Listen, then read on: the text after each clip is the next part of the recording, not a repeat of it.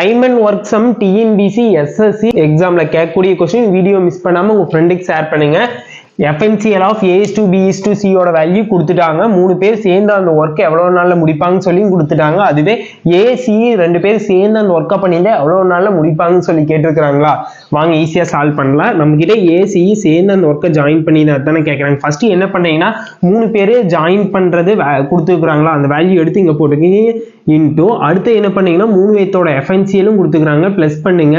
Plus பண்ணீங்கன்னா என்ன வருது, 10 வருதா, 10 இங்க போட்டுங்க. அடுத்து நம்ம கிட்ட என்ன கேட்டுக்கிறாங்க, A+C ஓட தானே கேட்டுக்கிறாங்க.